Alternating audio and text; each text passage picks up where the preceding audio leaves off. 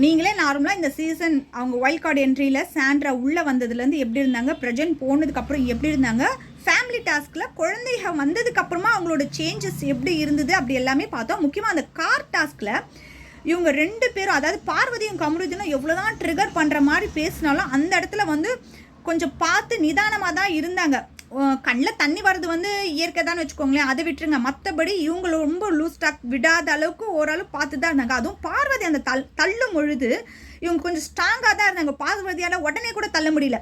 பார்வதியும் கமருதீனும் ரொம்ப இது பண்ணி தள்ளுற மாதிரி தான் இவங்க இருந்தாங்க. அவ்வளோ ஸ்ட்ராங்காக இருந்த ஒரு பொண்ணு திரும்பவும் கமருதீனை பார்த்த உடனே அப்படி அலற வேண்டிய காரணம் என்ன?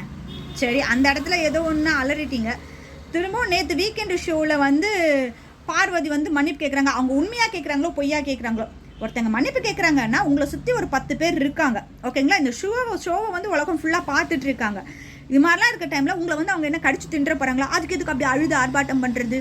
அதுக்கப்புறம் வந்து கமருதீன் வந்து காலில் விழுந்த போல, நீங்கள் காலில் விழுந்தாலும் சரி, வாயால் மன்னிப்பு கேட்டாலும் நீங்கள் செஞ்சது தப்பு தான், ஓகேங்களா? காலில் விழும்போது அப்படியே பயந்து சுபிஷாக்கு பின்னாடி ஒளிஞ்சுக்கிறது என்ன, அதெல்லாம் பார்க்கும்பொழுது அந்த இடத்துல ரொம்ப ஓவராக ரியாக்ட் பண்ணுறாங்களோ அப்படின்ற மாதிரி தான் எனக்கு தோணுச்சு. உங்களுக்கு எப்படி தோணுச்சு அப்படின்றத கமெண்ட்டில் சொல்லுங்கள். ஏன்னா சாண்ட்ராவும் லேஸ் பட்டவங்க கிடையாது, இவங்களும் நிறைய வார்த்தைகளை விட்டவங்க தான். ஏன்னா சுபிக்ஷாவுக்கு பூச்சி மருந்து கொடுக்கணும் அப்படின்னு சொன்னவங்கலாம் யார்? சாண்ட்ரா தான். இவங்க 2 பேரோட தப்பு பெருசாக போனதுனால சாண்ட்ராவோட விஷயம் எதுவுமே இப்போ தெரியாமல் போச்சு. ஏன்னா பாதிக்கப்பட்டது சாண்ட்ரா அப்படின்றதுனால. ஓகே, நம்ம இவங்க எல்லாருமே பற்றி பேசிகிட்டு இருக்கும்போதே இன்னும் ஒரு 2 வாரத்தில் இந்த பிக் பாஸ் ஷோவும் முடிய போகுது. இந்த பிக் பாஸ் ஷோ இவ்வளோ மோசமாக போனதுக்கு இவங்க 2 பேர் மட்டும் கிடையாது, இன்னும் ஒரு சிலர்லாம் இருக்காங்க. ஆனால் அவங்களோட பேர்கள்லாம் வெளியே வரலை. எப்படியோ இந்த ஷோவை முடிச்சிடுங்க. ஆனால் அடுத்த சீசன் ஆரம்பிக்கும்போது சரியான ஆட்களாக கரெக்டாக கண்டிஷனோடு நீங்கள் உள்ளே கொண்டு வந்து ஷோ நடத்துனீங்கன்னா தான் ரொம்ப நல்லா இருக்கும் அப்படின்னு நான் நினைக்கிறேன். நீங்கள் என்ன நினைக்கிறீங்க அப்படின்றத கமெண்ட்டில் சொல்லுங்கள்.